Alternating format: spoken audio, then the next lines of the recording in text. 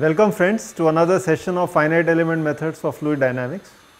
In the last session we looked at how to approximate first order ordinary differential equations, and then we started a discussion on how to approximate partial differential equations.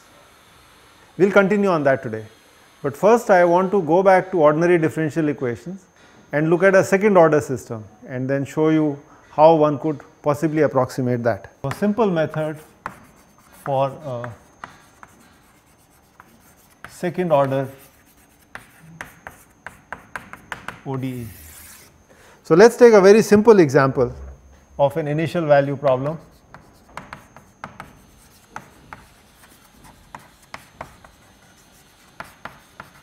Which I would like to state as that the second derivative of y is simply given to you as a function of x, y and y prime. So the independent variable, the dependent variable itself and its first derivative. This could also be a nonlinear function of x, y and y prime.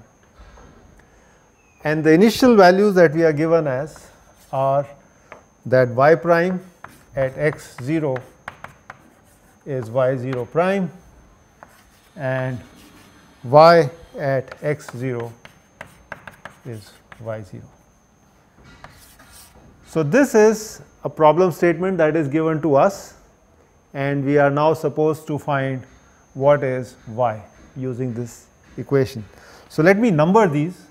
So let me call this as A, this condition as B and this condition as C.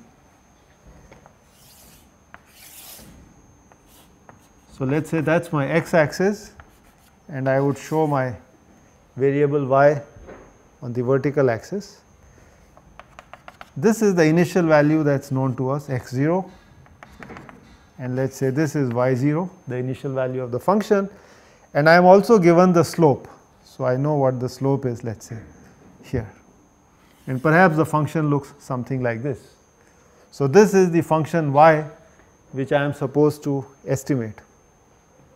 What I do now is, as I did in the last session, I am going to create a grid, a mesh. So this is x1, likewise I create x2, x3, x4, x5 and so on. And each one of them is separated by a distance h. So h is, I can call it the element length.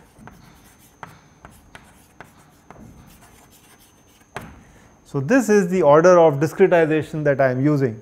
Smaller the value of h, closer are the grid points, so you would have a better approximation, but then you also spend a lot more because you have more unknowns. So I am going to write x1 as simply x0 plus h, and x2 I can write as x0 plus 2h, and so on and so forth, so that in general xn can be written at that it is x0 plus n times h. Okay. So the challenge here is that given these values of x, I am supposed to estimate what are these various values, for example y1, y2, y3 and so on. So clearly I will need to approximate my equation A in the first place. So let us write down a stencil for that. So I am again going to use the Taylor series expansion.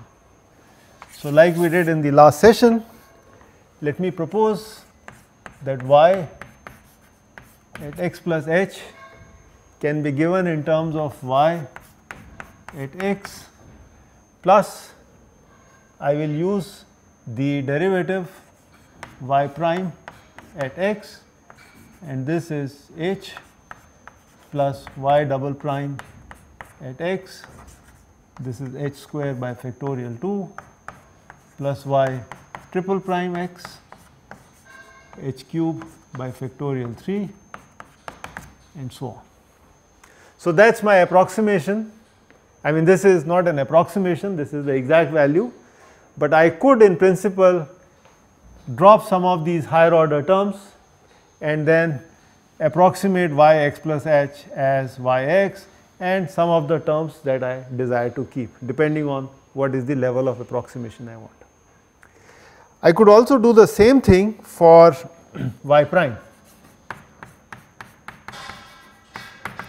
So, just like I have written the Taylor series expansion for y, I can do the same thing. So, this is given as y prime at x plus y double prime x at h plus y triple prime x at h square by factorial 2 plus y the fourth derivative of x at h cube by factorial 3 and so on.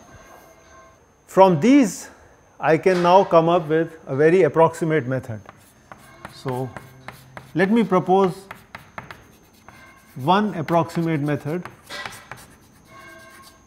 with the understanding that this is not the only one, there could be many more and they could perhaps be more accurate. This is just for your understanding. So, let me say that I will approximate y x plus h as yx plus h times y prime x plus h square by 2 times y double prime x. So, I am going to neglect higher order terms. So, this is where the approximation is. Instead of carrying all the extra terms, I am saying I am happy with whatever I have. Of course, I am going to incur some error, but I will just stay with that, live with that. Likewise, I will do the same thing for y prime, and this I am going to approximate as y prime at x plus h times y double prime x, and again I will neglect higher order terms. Okay. And now I can form a method based on these two statements. So, let me call these as D and E. So, maybe this statement I can write here, this I will call as D and this one I will call as E. So, the first step I can use is the following. I already know the quantities at 0. Okay. So, I can start with,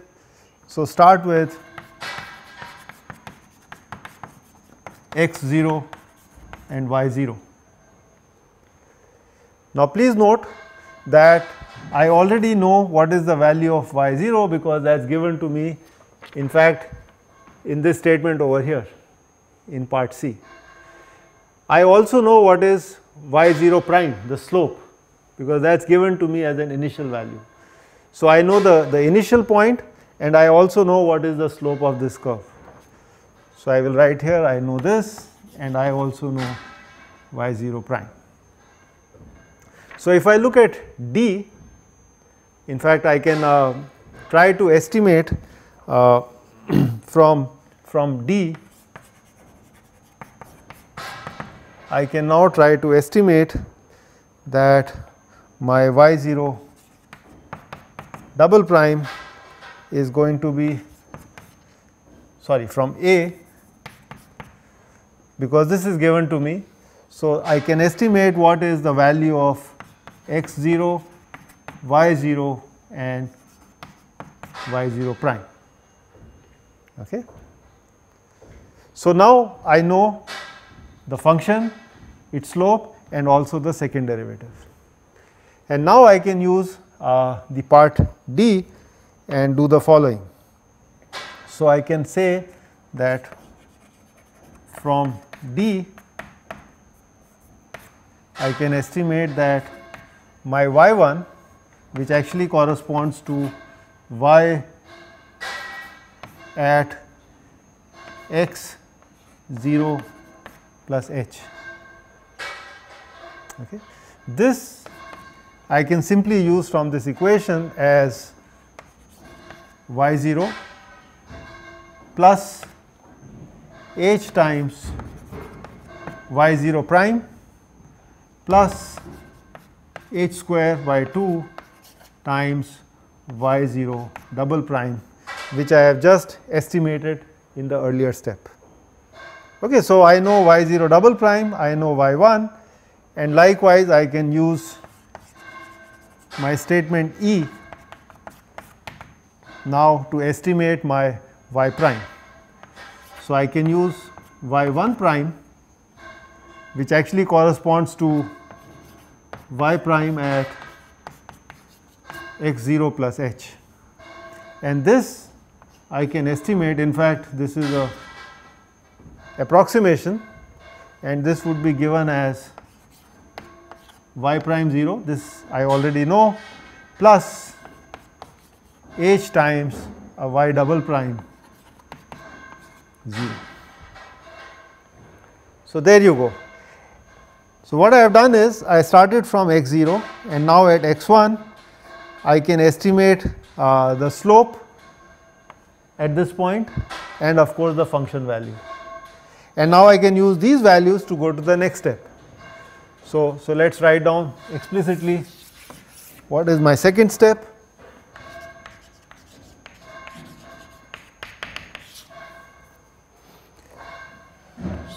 I am going to now calculate my y1 double prime, which is going to be the given function to me as x1, y1 and y1 prime. Now I know all these values. Okay, so this is from A. In fact, this is the ordinary differential equation that is already given to me. Okay, so this is known, provided I know what is the slope at point 1, which I now know from my earlier step. So once I know this, I can calculate my y2, and y2 can be estimated simply from step D. Okay, so I am going to write this as this is nearly equal to y1, okay, which is, so now I am going to use x as x1, and x1 plus h will give me x2. So I know y1 plus h times y1 prime plus h square by 2 times y double prime 1. Okay, so I can estimate y2, and likewise I can estimate what is my y2 prime. So this is from, as you can see, the equation D, and from equation E I will be able to estimate y2 prime, which is simply going to be given as y1 prime plus h times y double prime 1. Okay, there you go, and so on. So I can go to step 3, step 4, and simply propagate my solution at the subsequent values of x. So I could write a stencil, so we can actually generalize this.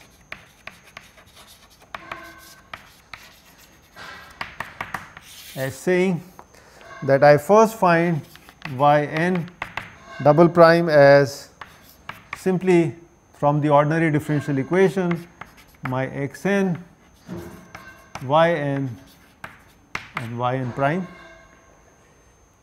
and then I use this to calculate my yn plus 1 simply from the equation D, which is going to be given as y of n plus h times y prime of n plus h square by 2 y double prime n. And then I would also do yn plus 1 prime, which is from equation E, which you can see is y prime n plus h times y double prime n. Okay.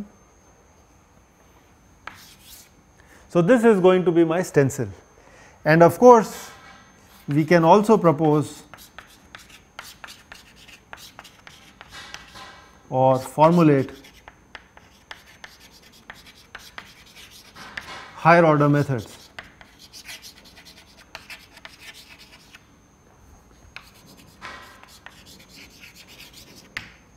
Okay, so this is a very simple example of how to solve ordinary differential equation which has a second derivative. Okay. Mostly in fluid mechanics we are going to be dealing with equations that have up to second order derivative. Of course, when you want to do structures, solid mechanics, then you could have higher order derivatives, for example in bending of beam and so on. But because this is a course in fluid mechanics, roughly speaking a second order equation would suffice. This is not to say that there cannot be situations where you get higher order derivatives. For example, in thin films and several other situations, you could generate higher order equations. Alright, so we will now move on to our partial differential equations. So, PDEs, and we had introduced this in the last session, and today we are going to look at how to numerically get a solution for an elliptic equation. Okay, so we'll look at elliptic problems.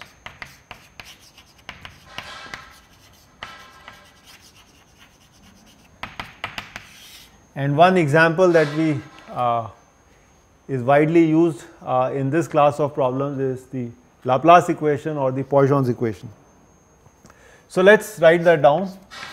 So del square u is equal to, we are going to write this as u comma xx plus u comma yy, and this is f of xy on omega.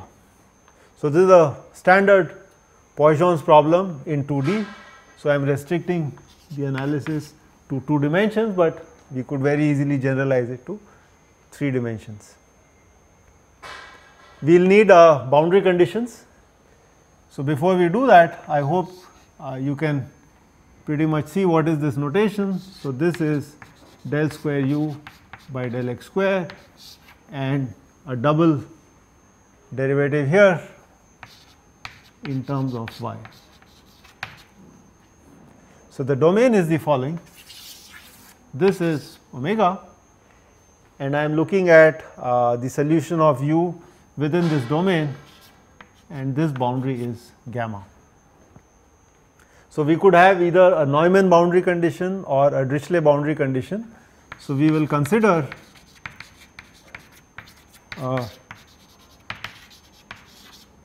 Dirichlet boundary condition in the sense that u at gamma at the boundary is specified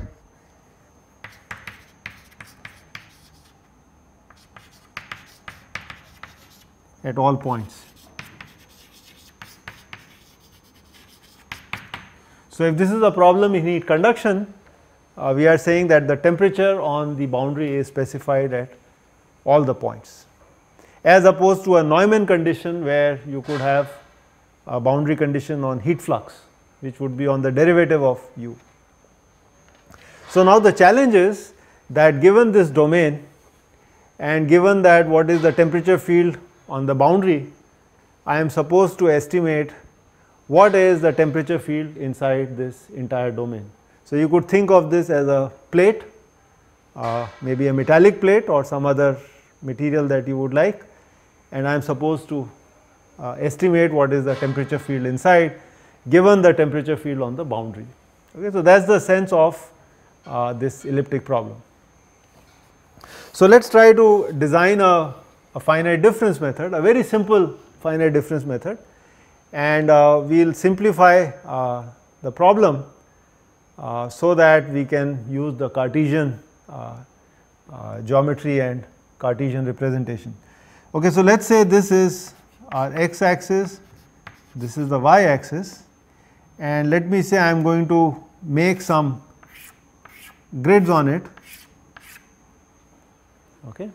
So I am going to discretize my domain in terms of these nodes. Okay. And let me say that the spacing of these grid points in the x direction is h and in the y direction it is k.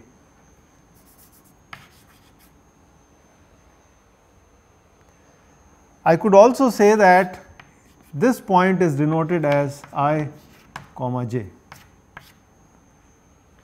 Okay. So, I could have, for example, in my domain certain number of grid points along the x direction and another number of grid points in the y direction, and just for the sake of simplicity, suppose they are uniformly distributed.